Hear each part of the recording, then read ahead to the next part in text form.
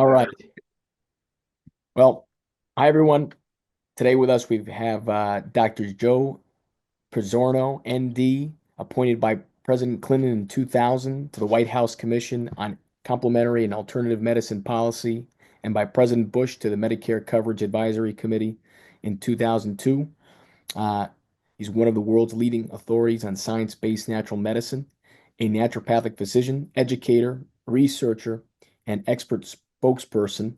He is the founding president of Bastyr University. Under his leadership, Bastyr became the first accredited multidisciplinary University of Natural Medicine and the first NIH-funded Center for Alternative Medicine Research. He is the founding editor-in-chief of Integrative Medicine, a clinician's journal, the most widely distributed peer-reviewed journal in the field. He has served as the Integrative Medicine and Wellness expert for WebMD. He's been recognized by multiple publications as one of the top leading health educators over the past 30 years and travels worldwide, consulting, lecturing, and promoting science-based natural medicine and collaborative healthcare. Dr. Pizzorno is the author and co-author of 10 books, including the internationally acclaimed textbook of natural medicine, now in its fifth edition, with over 100,000 copies by doctors worldwide, and the best-selling Encyclopedia of Natural Medicine, over 1.5 million copies in 4 languages. He is currently working on a new book for consumers and 3 textbooks for doctors. He's a personal hero of mine, my dad, and my family, and I'm grateful for him to be with us today. Well, thank you. So, Dr. Pizzorno, really appreciate you coming on for our listeners. Thank you. How are you doing? I'm well, thank you, and thanks for the very kind introduction. Absolutely, absolutely. Your work has been really important to us and many families in our position. So, I'd love to start is I'd like to ask you, what is the role of environmental toxins in the recent rising rates of chronic diseases? Well, that's, I think, the key question, and I think it's hard to overstate the importance of environmental toxins in causing the dementia epidemic that we're seeing. We have, unfortunately, over the years, well, we've done some good things, like we've decreased the amount of lead in the environment, which of course is important because we know lead is major cause of loss of IQ in children and dementia in adults. So the good news is we decreased the amount of lead in the environment. The bad news is that we've allowed huge numbers of other neurotoxins into the environment. And as a matter of fact, the levels have gone up. And so many of these neurotoxins directly correlate with dementia. And even the thing about lead, great, we did a good job of decreasing lead. But you look at the older adults, like myself, for example, my bones were made when the environment was full of lead. So when people get older and start going through andropause and menopause, and they lose bone, their lead levels go up. And as lead levels go up, more damage to the brain. Wow. That's yeah, that's amazing. We had another guest that had talked about the bone when you get older, and it blew my mind. It makes total sense, and it Yeah, seems and like also when we talk about bone, not yeah, only is bone the major storage area for lead, it's also the main storage area for mercury. And mercury is even more damaging to the neurological tissues than is lead. yeah, absolutely. Yeah, we know that. My mercury toxicity was a big contributing factor to my father's cognitive decline. So we completely I've seen it. I've seen it so many times. And what was really good about that is when I found an older person with dementia with high levels of mercury, getting the mercury out, the brain started working again. It was actually been one of so my very best case histories I give when lecturing to doctors is look at this person, 65 years old, early dementia, high mercury levels, got rid of the mercury, brain's functioning just fine. And it's actually, I amazing. just had a chance to follow this one patient I've talked about a lot. I just saw her again after 10 years Yeah. and everything is still just fine. Oh man. It's amazing. Early dementia, it was all due to mercury. That's great. Yeah, yeah, I believe it. So many people in our circle with a similar situation, whether it's the amalgams in the mouth or it's exposure at work or whatever it may be. So even fish. So wow, that's tremendous. Hey, that's the journey we're on right now is slowly getting that out. But that's amazing. Mercury, lead. What other primary toxins seem to be driving much of the disease that we're currently experiencing right now? So that's an interesting question because the toxins that are causing dementia in older people look like they're somewhat different than the toxin that cause damage in children. Mm. Personally, I just got invited to speak at a conference on uh, mental health, and uh, and I'm in the process now of reviewing the research again, and it's very clear that the toxins that damage the fetus in utero are different from the toxin that cause damage to older adults. Nonetheless, it's problematic for everybody. We have to we have to decrease neurotoxins. It doesn't matter whether it's for children or for adults. So then we start looking at which ones are causing the most damage. Um, I kind of go through them, not necessarily differentiate between male or female, or between young and old. Let's talk about what are the worst neurotoxins. I'm going to start with number one. I mentioned before that was lead. Okay, we're doing a good job of decreasing lead. Mercury is another big factor. The good news is that we're no longer putting in so-called silver fillings, because silver fillings are 55% mercury, and every filling leaks 1 microgram of mercury into the body every day. And it's really clear there's a direct correlation between the amount of mercury in the mouth and the amount of mercury in the brain. Okay, it's just very, very clear. So, but again, we're decreasing that damage a bit. Next, we start getting into the pesticides. So many of the pesticides were designed to poison the neurological system of the insects. And we're assuming that it's only going to poison the insect's neurological system. Yeah. Well, the reality is it's damaging ours as well. Yeah. And the worst of them tend to be what are called the organophosphate pesticides. Yeah. So organophosphate pesticides are widely used throughout the world. And unfortunately, many of the areas, the water supplies in the farming areas, the soil in the farming areas, even the fish in the farming areas are full of these organophosphate pesticides. So these things, the best data is on children. Yeah. So if you look at, for example, a pregnant woman and look at her levels of organophosphate pesticides, and compare women with a top 10% body load to women with the bottom 10% body load, and then look at the IQ of their children. And you iron out all socioeconomic differences. So we're just looking at, best we can, just one factor. 3 studies have now shown that women in the top 10% of body load of organophosphate pesticides produce children with an IQ that is 7 points lower than those women with the bottom organophosphate pesticide levels. Yeah. It's not just IQ, it's ADHD, it's autism, it's all these bad things happen to children. Yeah. Now, in adults, there is an association between organophosphate pesticide levels and dementia, but it's not near as strong as it is with IQ in children. Yeah. Okay, I can keep talking. Okay, I mean, there's just toxin after toxin we're being exposed to.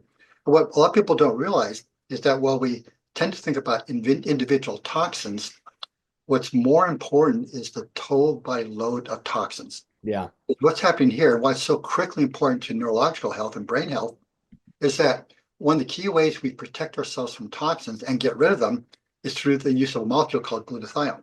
Yep. So glutathione is produced within the body. It's the most important antioxidant in the body, in the cells, and in the mitochondria. But glutathione also is responsible for doing things like getting mercury out of the brain. The actual brain binds mercury to glutathione and pumps across the blood-brain barrier to get out of the brain. We use glutathione to bind the mercury to take it out of the body through the liver. Yeah. Okay, so we have a bunch of these mechanisms for helping get rid of mercury. That's the good news. But the bad news is that every one of these toxins, almost every one of them, uses up glutathione. So the more toxins we're exposed to, the more we deplete our glutathione. And why is that important? Because the way we protect our brain from aging and neurotoxins and just the everyday levels of oxidants that are produced just by metabolic activity is with glutathione. Yeah. So if we deplete the glutathione with one particular toxin, well, that toxin may be not directly associated with neurodegeneration. The reality is that it makes us more susceptible to all the other ones. Right. Right. Yeah. Makes total sense. It's not just one thing, it's how they all stack up. And you talk about that total body load. Yes. Can you tell us what about the age of about 50 is so important when it comes to that? Yeah. I think you've been reading my work, haven't you? Good question. Well done. It's a lot more fun for me when the person doing the interview has actually done their homework, and you clearly have. Yeah, thank you. Okay. So our bodies are remarkably adaptive. We have the incredible ability to adapt to our environment, whether it's nutritional deficiencies, environmental toxins, the lifestyle, wherever. Our body adapts and adapts and adapts, but it pays a price, and it pays a price with those toxin levels increase in the body. The body sequesters them as much as it can to deep tissues, the fat and such. But after a while, it all gets filled up. Yep. So the body's doing it as best it can. But also, there's then the damage to the DNA, because a lot of these things kind of indirectly damage DNA, like arsenic, for example. Arsenic is actually the worst toxin people are being exposed to. One of the things arsenic does is damage DNA. Okay, Wow. so as people get older, as they're accumulating the toxins in the body, and as they damage their DNA, they become less and less able to address the toxins. We then start looking at disease associations. Up to about the age of 50, there's not much disease association with environmental toxins. I mean, there's some there, it's not real strong. But Yeah. once you get to age 50, it's really strong because now the body can't adapt, it can't protect itself anymore. And now you're seeing all the damage show up. Yeah. Wow. Wow. I mean, each of us think about this when you were a kid, if you went to college, for example, you're a freshman, you went drinking. You got drunk, you woke up the next morning, you had a hangover, but it was gone in a few hours. Yeah. Try doing that same drinking again when you're 50 years old. Yeah. Just don't recover. Yeah. Yeah. Yeah. Yeah. My dad was diagnosed with early onset Alzheimer's at 53. Oh, We we saw pronounced changes right around 50. So, and same thing with my aunt, right around 50. And I think menopause played into that as well. But yeah, that 50 number, uh, completely. It's tremendous. So mercury, lead, talked about arsenic. And when you talked about arsenic, um, we've got labs for my dad all the time. He's got early onset Alzheimer's. We've got labs for my 3-year-old son. Um, and out of nowhere, his arsenic was like the 97th what, percentile. what was the actual number? Ooh, I I could get it to you after the interview, but it was Okay, that 97th percentile number, and okay. it floored us. I was like, how's this happening? And we had gone gluten free, and Oh, there's everything's another rice based. Everything's rice rice base. based, right? Yep. Um, so, and we're working on bringing down that arsenic, but yeah, could you talk about arsenic and what's so detrimental about it? So I go around the world now telling doctors that the worst environmental toxin we as a whole population are being exposed to is arsenic worldwide. Now let's talk just about US, okay? So if you look at, there's something called, the federal government maintains this really good database on the byload of environmental toxins of Americans, but the best anywhere in the world. And we've been tracking, over 1,000 toxins for several decades. So we have a pretty good understanding of what people's toxic load is. Mhm. What we don't have good understanding of is where are the thresholds for toxicity, because unfortunately, many of the standards that have been established are well into the toxic range. But going back to arsenic, using just conventional standards for what level of arsenic starts resulting in increased disease levels, the international standard is 10 micrograms per liter of water. Okay. Now that tends to translate pretty well to per liter of urine as well. So the international standard is 10 micrograms of arsenic per liter of urine. Okay, that's considered the maximum safe level. 1/3 of Americans have that level. Okay, and that level is not an accurate level because I can show you research showing that increased risk of disease like cancer, stroke, cardiovascular disease starts at about 5 micrograms per liter in Oof. humans. Okay, so Wow. it turns out that arsenic is a major cause of a lot of disease. Now, what's interesting about arsenic is that while some of the mechanisms are understood, many of them are not understood. Okay, so I can give you some of the basic ideas, but I want to say this is still an area of a lot of development happening. Sure. But there's also another aspect here that's important. It's not just the exposure to the arsenic we're having trouble with, it's also our ability to protect ourselves from the arsenic. Protecting ourselves from the arsenic is a two-stage process. And one is to get out of the body as quickly as possible and as safely as possible. But the other part is protecting the body from the damage. Mhm. So I'm going to talk about a molecule called fluorine. So fluorine is a flavonoid. It's found in apples and many other foods. But when you grow a food chemically, that's what we call conventional farming, Yeah. rather than organically, which kind of farming we want to have happen, the fullerton levels in food drop dramatically. Mm. Why is that important? Well, fullerton protects the DNA from damage, from arsenic. So if the fullerton's not there, you get more damage. Yeah. The next area is that when we detoxify arsenic, we do it through a two-step process. We methylate it to something called MMA, which is actually 8 times more toxic than elemental arsenic. Then we immediately then do a second methylation to something called DMA, which is essentially non-toxic. Well, because of genetics or nutritional deficiencies, some people either don't make the complete conversion very well, or worse, they get stuck in the first stage. They get stuck in the first stage, they actually have a more toxic reaction to arsenic. Well, why would people just be stuck in the first stage? Maybe genetic susceptibility. That's only 1% of the population, but for that 1%, it's important. But also, what if they're deficient in B vitamins, particularly folates? Yeah. Now, we know about people having trouble with MTHFR polymorphisms. Okay, so MTHFR is the enzyme that converts synthetic folic acid to the methylated folates that actually work in the body. Yeah. The methylated folates are what you get from diet. So when people start moving to an standard American diet, the SAD diet, they're dramatically decreasing the natural folates. Yeah. So now start developing folate deficiency, and then we get people folic acid to deal with the deficiency from not eating folates in the food. Yeah. Well, as we know, between 1/4 to 1/3 of people, that MTHFR enzyme doesn't work very well, so you can't convert folate into the folic acid into folates to get rid of arsenic. Yeah. So we basically have made ourselves less able to detoxify arsenic. We are more likely to get stuck in a more toxic version, and then we're less able to protect ourselves. So that's why we're seeing so much damage from arsenic. It's because when it's damaging the DNA, it means, well, everything downstream is not going to work. It's not going to work very well. Wow. Wow. Yeah. Yeah, that just floored me. I've read your work on arsenic, and I'm still surprised by what you just brought out here. I mean, it's definitely a huge. I mean, we're seeing it. By the way, my dad is also in the 80th something percentile for arsenic. So I've just got labs on my You got dad, you got you got to my figure out where son. it's coming from. Find out where it's coming from and get rid of it. This is just really Exactly. bad. Exactly. Yeah. It's something that we're working on, but I only have two sample sizes, and I'm like, geez, everybody around us, if we got tested, we've got to be Where exposed to this much arsenic. whereabouts do you live?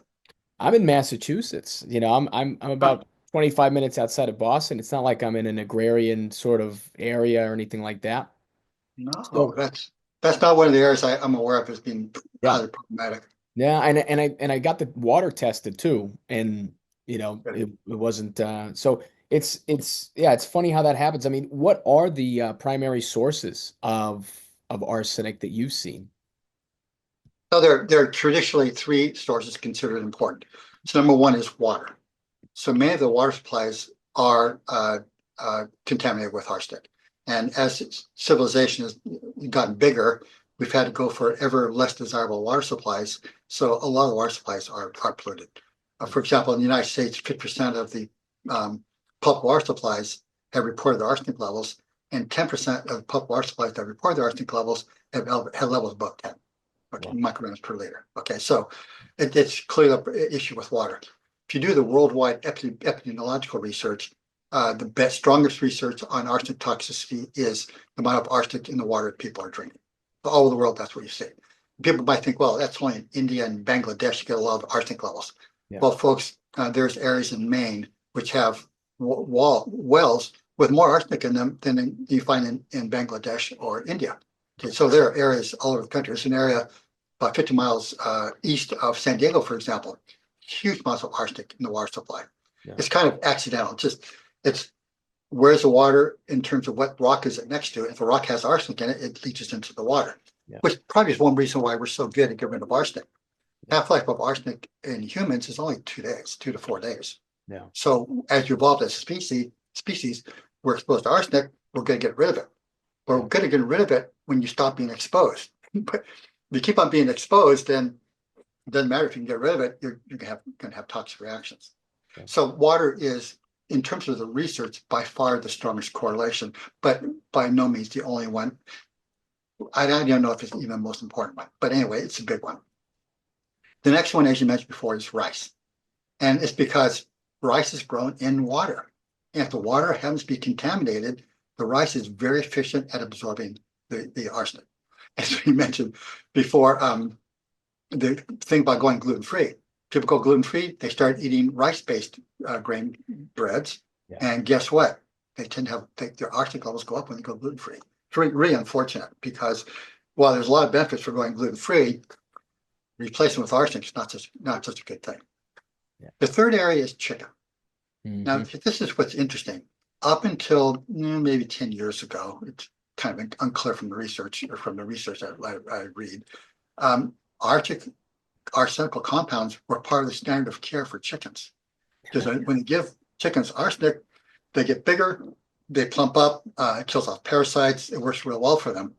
Well, as you start seeing all this research on arsenic toxicity, interesting case histories, it stopped being approved. Okay, now it hasn't been outlawed, and what's particularly frustrating, I just did a major arsenic lecture. I went back, I really deeply looked at, okay, now how much arsenic is in chicken now?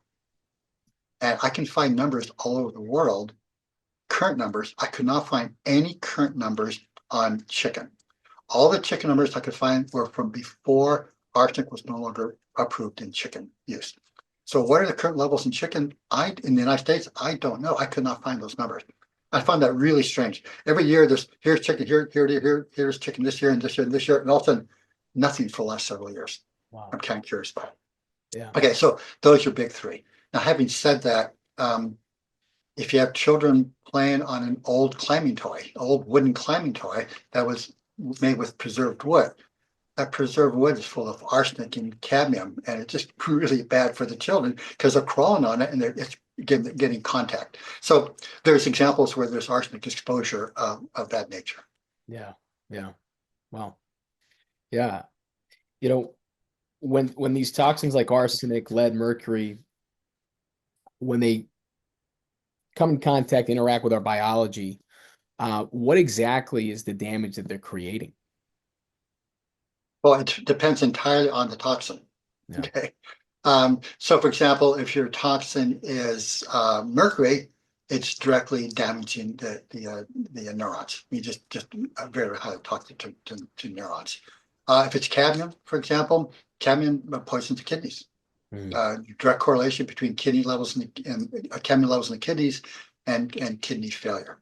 When we're talking about toxins, for example, we also have to look at the general effects of the detoxification.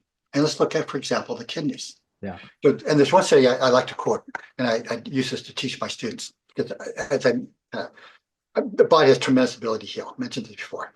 Tremendous ability to heal if we give it a chance. Yeah. Given a chance means you got to decrease the toxins. You got to make sure there's plenty of nutrients around. Yeah. Okay. So I lost my chain of thought. What were we talking about? Yeah. When it comes to toxins and how they damage us, and mercury damages the neurons, but Right. Cadmium will damage the kidneys and the kidneys detoxification abilities. Right. Okay. Thank you.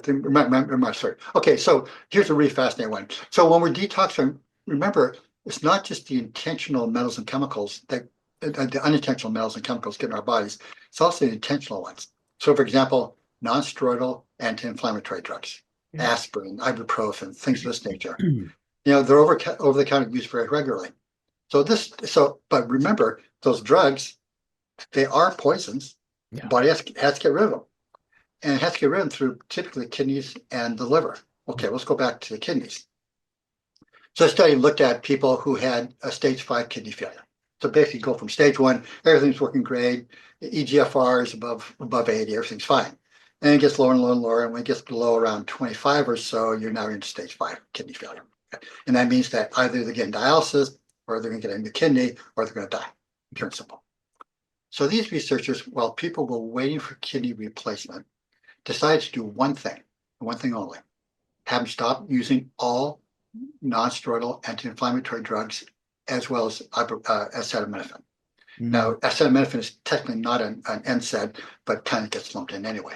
But the main thing is it depletes glutathione, is really hard in the kidneys. Yeah. So these people had an EGFR of 12. Okay. They followed them for 6 months. All they did was stop using non-steroidal anti-inflammatory drugs. EGFR went from 12 to 25 in 6 months. Okay. Double. Yeah. The body was able to heal itself if we stop damaging it with all these chemicals. And I'm not saying don't use drugs, they have their place, okay? But use them as short a time as possible and make sure you deal with the cause of why people are sick. Yeah. So getting back to this thing about how these things cause damage, it's not just the direct damage like poisoning neurons, it's the damage that's caused to the liver and kidneys getting rid of the stuff. Wow. Wow. So I would just ask you have a comprehensive lecture, the 5-hour course on how to diagnose toxic load in people. Okay? Mhm. There's lots of research there. The more I looked into it, the more I realized toxicity is so common. Looking for specific toxins may not be the approach. What we should do instead is look at how damaged are people being from the toxins. And those who are being damaged from the toxins are the ones who need the most attention. Yeah. So how do you know if a person is being damaged by toxins? Well, it turns out their liver enzymes within the normal range goes up in proportion to toxic load. So there's two I monitor. One's called GTTP. That's the liver enzyme, which in the past was measured to determine if the person had hepatitis. So when you have hepatitis, the liver is inflamed, it starts leaking its enzymes into the blood. Well, it stopped being used because it was not a reliable measure of liver damage because it responded to other things. It responds to other things like environmental toxins. Yeah. Okay. Yeah. Because one thing, what GTTP does is it recycles glutathione. Yeah. So the more toxins we're exposed to, the more we recycle glutathione. Yeah. So it's a useful measure. So I measured GTTP to see how much toxin people are being exposed to. Yeah. But then I also measure another liver enzyme called ALT. ALT is a measure of liver damage. And turns out virtually every toxin I've looked at, ALT goes up within the quote normal range proportion to a toxin. So now what I'm doing is I'm looking at people's liver function, I'm looking at their kidney function, and using that as a way of determining who's being most exposed to environmental toxins. Yeah. Yeah. Yeah. It makes total sense. The funny thing is, my dad's neurologist or primary never ran a GGTP. I mean, ALT, they'll run ALTs as part of the hepatic panels. But yeah, glutathione is so central to everything you're talking about. It's so central to detoxification. And what I heard was you really look at the main detoxifying organs, the liver and the kidneys, to see where are we at with that total body load. That's kind of where you start off. David Madison. So I'm assuming that's where you're seeing those two organs are kind of getting beat up the most when all these chemical and environmental toxins are coming in and filling up, and the body's trying its best to heal and to get back into homeostasis. So, when toxins come in, they get stored into bone, they get stored into fat tissue, the liver and the kidney. They try to work to get them out. What exactly is the role of the methylation cycle in that? Because I'm assuming that gets hit hard. You talked about folate. I'm assuming it gets hit hard in trying to create glutathione, does it not? Well, kind of indirectly. So the methylation is really important, primarily for arsenic, but methylation is used for some other toxins as well. But arsenic is by far the biggest one. Yeah. But the situation here is it goes back to glutathione as well. Yeah. So when we look at arsenic, it has two forms, arsenic 3 and arsenic 5. Okay. And the body has to actually reduce the arsenic in order to be able to metabolize it. It means it has to use glutathione and use glutathione to reduce it. So when people are depleting glutathione from too many toxins or drinking too much alcohol and such, then they can't convert the arsenic into the form that can be detoxified. So then arsenic becomes more damaging again. I mean, you keep coming back to the same thing over and over again. Yeah. You have to look at the whole picture, okay? And what I tell people is, we can't get rid of every toxin, but there are many that we can control. So the more we can control, then the more of the body resources we free up to deal with the things we can't control. Yeah. Yeah. What can we do to support our detoxification pathways? What can we do to support our glutathione? Good. That's really important. So let's answer the first question first. We have to realize that the main way we get rid of toxins is through the liver, and we also get rid of through the kidneys as well, but kind of liver is number one. So liver goes through all its metabolic work to get rid of this toxin and then dumps it into the gut. Now, as we evolved as a species, we had a lot of fiber in the gut. So when the liver dumps garbage into the gut, just bound to the fiber, out through the stools, it's fine, it's gone. But our modern lifestyle with too little fiber, a lot of those toxins get reabsorbed through something called enterohepatic recirculation. Yeah. So as we evolved as a species, we're consuming typically over 100 grams of fiber a day. Now the average person consumes 15 to 20 grams of fiber a day. Yeah. So the simplest thing you can do, and that's what I do for people who are really toxic, who you can't do anything for, I'd say, all we're going to do is increase the amount of fiber you're consuming so that the mechanisms that you have are working as well as possible. Fiber is number one, 100% for sure. Yeah. Number two is to make sure the nutrients necessary for the liver enzymes to work the way they're supposed to, make sure those nutrients are available. Number one, may be a surprise to people, it's iron. So what are called the phase one detoxification enzymes in the liver, called cytochrome P450s, they're based on an iron core. Okay. So people who are anemic, like for example, women with heavy menstruation, Yeah. and they get anemic, they don't detoxify as well because they can't make their enzymes as well as they should. Okay. In addition, those detoxification enzymes are dependent upon B vitamins. Okay. Well, the majority of the population is deficient in one or more B vitamins. So just make sure all the B vitamins are there for the enzymes to work properly is good to do. Then we want to support glutathione. And the best way to increase the production of glutathione is with a supplement called N-acetylcysteine, or NAC for short. Okay. The rate limiting step in the production of glutathione is availability of amino acid cysteine. Okay. So more cysteine people consume, the higher the glutathione levels. So people prefer to do that with more food-based things. They can use like whey powder.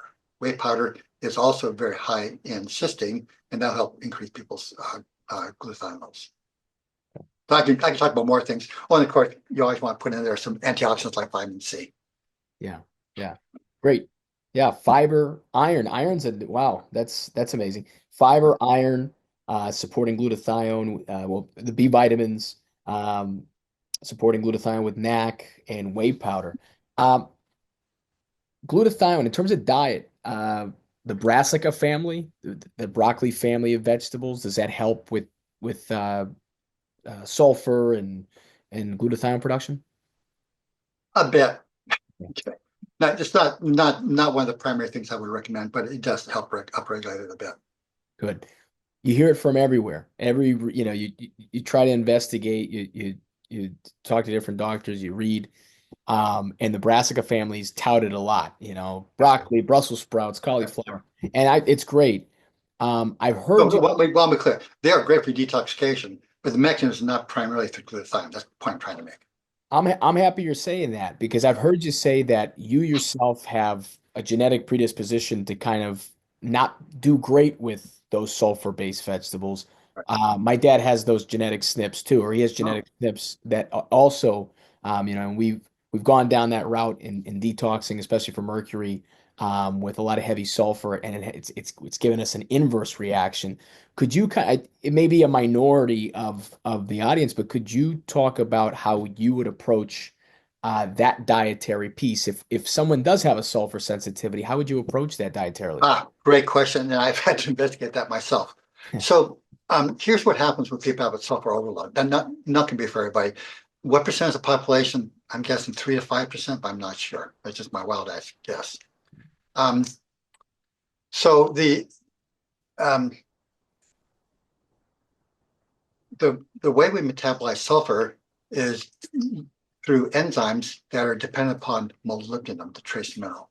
Yeah. Okay.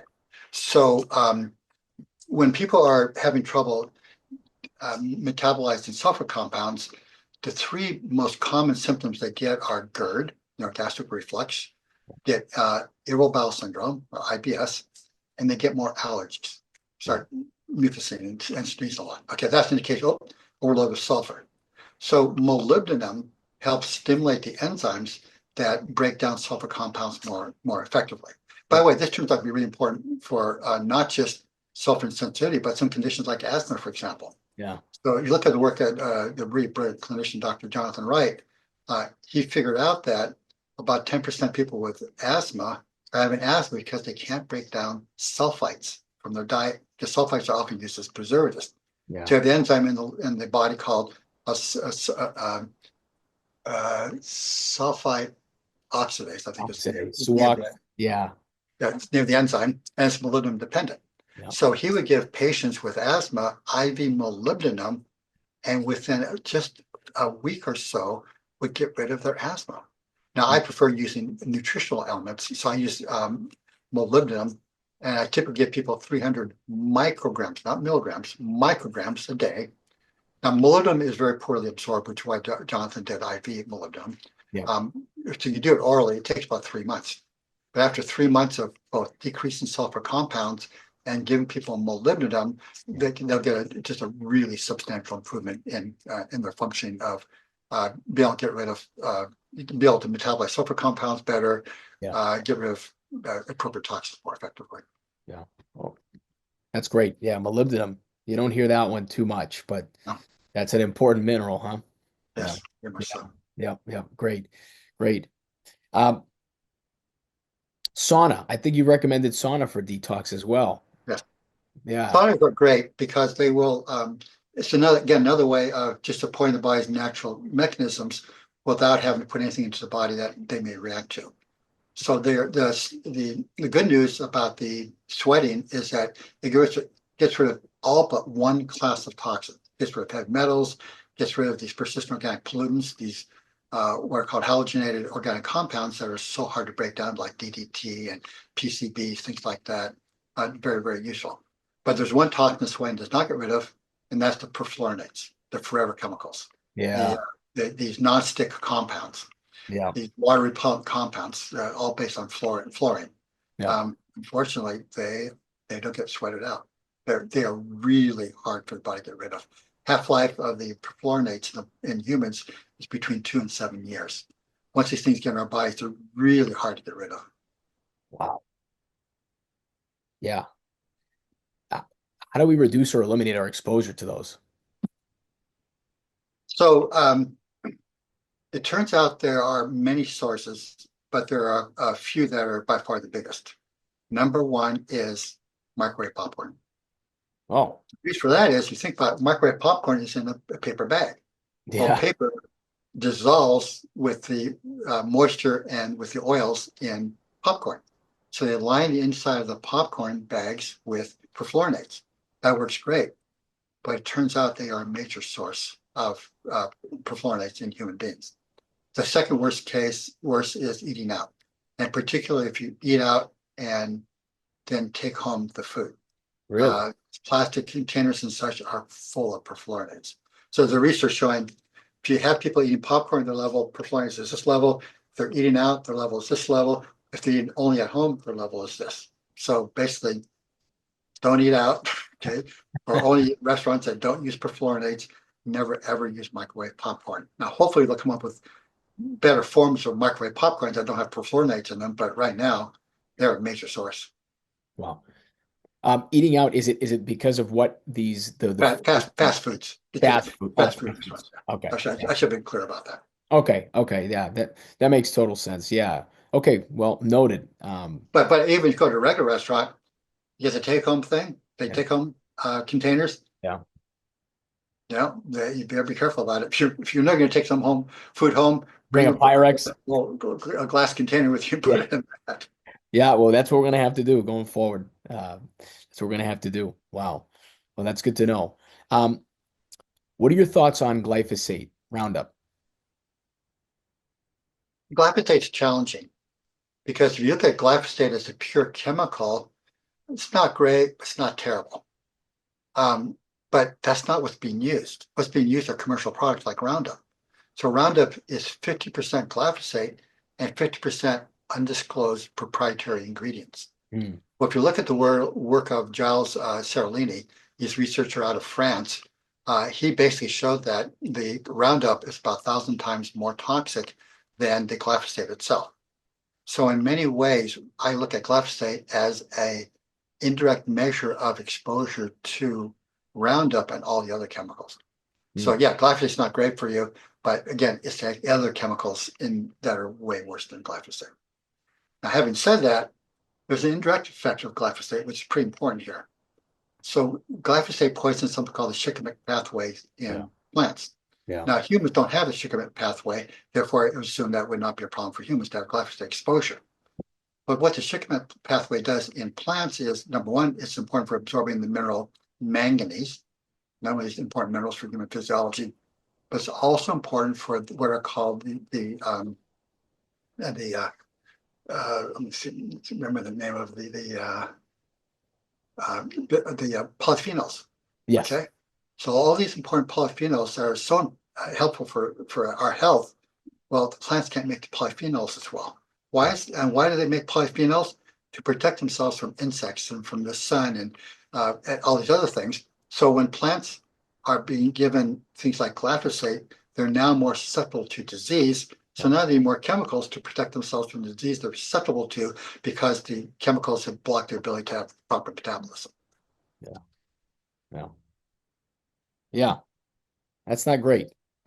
So I'm assuming organic, best way to go. I'm buying produce. Organic. It is so clear. When you grow foods chemically, what we call conventional farming, the foods will maintain most of the vitamins and minerals and protein, things like this, but they lose so much of the other stuff. I actually now have 3 editorials in PubMed entitled facetiously Unimportant Molecules. Yeah. Because when food was made, went from organically grown to chemically grown, as long as these quote important molecules were maintained once necessary for life, it was okay. Yeah. Well, the unimportant molecules got lost. They're important for health. Yeah. Yeah. Wow. Um, you know, uh, just from a caretaker standpoint, from a kind of a layperson standpoint, I can't help but see how drastically the numbers of all chronic diseases have risen over the last couple of decades, especially even the last several years. Um, you got heart disease, you've got diabetes, you've got neurodegenerative, you got cancer. Um, what would you say are, because you've named some of the toxins, what would you say would be the top toxins that have a big contributing role in helping some of those diseases set in people? Oh, I'm going to say again, it's the same as before. It's arsenic. No, arsenic is number one as far as I can tell, just without question. Number Arsenic one. Number one. Wow. Wow. number one. Wow. And if you had a number two, Lead. lead. Yeah. And by the way, this is I'm an independent thinker, but it turns out that's what the CDC says as well. The government agency responsible for all these tracking, look at which toxins are causing the most disease, and also which ones are at the highest levels in the toxic waste dumps. Yeah. And arsenic and lead are number one and number two. Wow. And the research shows that it's true. I mean, yes, we again, congratulations to us as a society decreasing the amount of lead exposure, but there are now 83,000 chemicals that are approved for industrial use in the United States. And there are at least 200 environmental chemicals at high enough levels that they're causing human disease, at least 200. There may be more. And many of them where you might say, oh, yeah, the level's not that high. Okay, well, it's only this much, not much effect. But then you add the next one, and then you add the next one, and then you add the next one, and you add the next one. So all these individual effects are really small, but there's 100 of them. It Yeah. adds up to big effects. Yeah. Yeah. Yeah. Definitely. Definitely. Uh, how are these toxins impacting our hormones? So they're often called endocrine disruptors. They're EDCs are endocrine disrupting chemicals, and they do it in so many ways. For example, PCBs. PCBs block the production of thyroid hormones.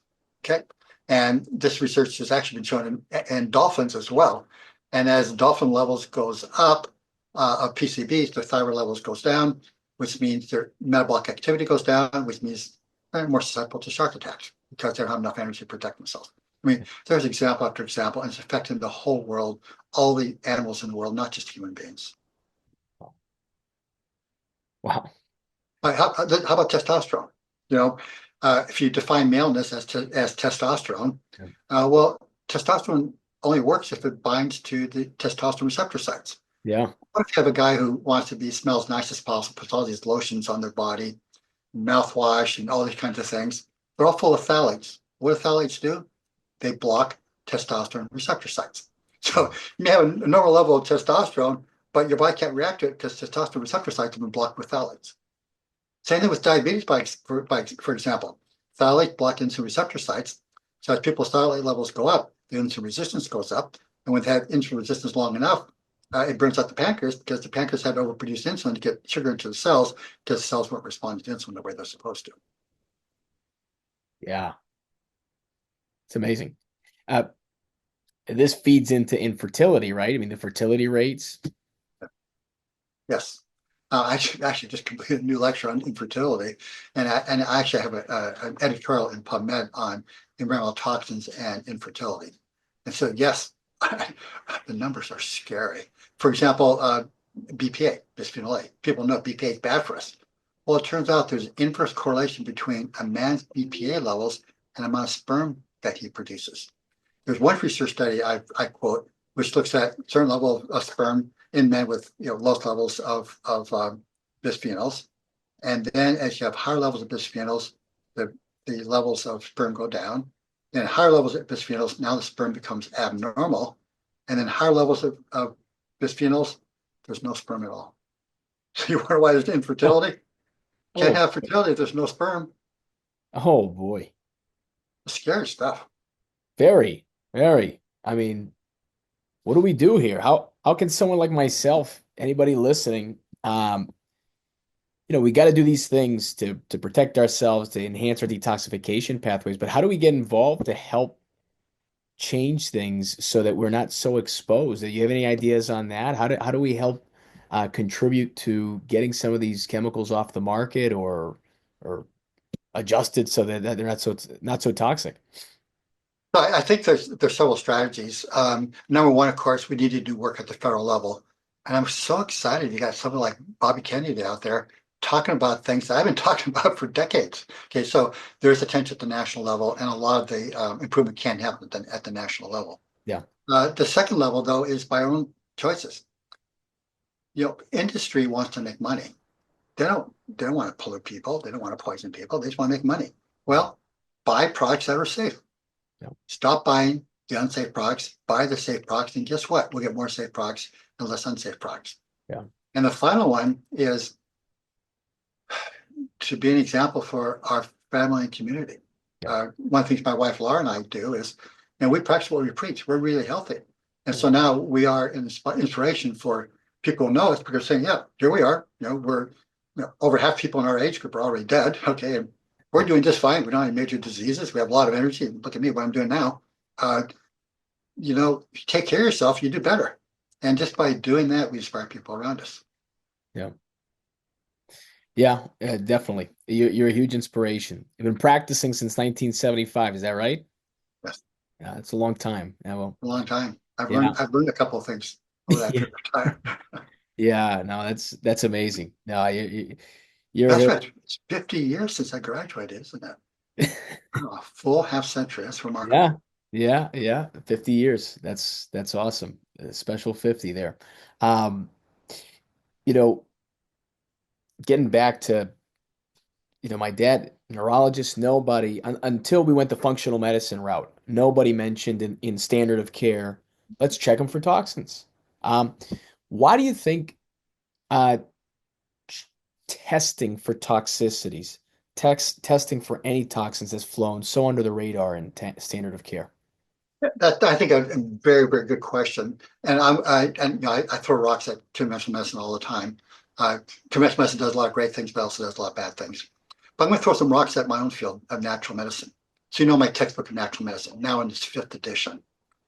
So in this fifth edition, I had to hire an expert in environmental medicine, someone who I taught, to add to the chapters the toxic role of toxins. So even though I recruited really good people to write chapters for my textbook, and they've been updated over, it first came out in 1985. Textbook's been around for 40 years now. Yeah. Virtually none of the authors put toxins in, even though they should have known better. They didn't put toxins in. I had to hire somebody to do it. Yeah. I think there's just been a general lack of awareness and education about what's going on. It just hasn't gotten people's consciousness. Yeah. So that's kind of like one of my life missions right now is to educate doctors and consumers about the critical importance of decreasing body load of environmental toxins. Yeah. So you can look at every chronic disease, and every chronic disease has one or more toxins that either causes it or makes it worse. Yeah. So if somebody has any kind of chronic disease, I look at what's their toxic load. I don't try to treat the disease. You have to do some symptom alleviation. I go after the causes. Yeah. Get rid of, have kidney failure, stop taking non-steroidal anti-inflammatory drugs. Yeah. Okay. If they're having osteoporosis, well, are you eating foods high in cadmium like conventionally grown soybeans? Conventionally grown soybeans can have cadmium in them, and about 20% of osteoporosis is due to cadmium poisoning the bones. Wow. So there's just example after example where just stop the exposure and let the body regenerate. Yeah. Yeah. And that's powerful. I've heard it be said in many different ways, but it just seems you get the stuff out of the body that shouldn't be there and get the stuff in that should, and the body has an incredible ability to heal and be strong. And I've heard a lot of doctors, and I've heard and I appreciate all the viewpoints. I appreciate all the input from everywhere, but there definitely seems to be a more predominant voice of this is what we need to put in, and less of a voice of let's put out the flashlight and see what shouldn't be there to get it out. So, no, thank you for everything you're doing because it's. I agree with you. We definitely need more awareness, especially at the medical level. Now, someone like myself, someone either for myself or I'm a caregiver for a loved one, and we'd like to get the best treatment, the best outcome possible. How can we best advocate or best have an effective conversation with our medical provider so that we can maybe get a GGT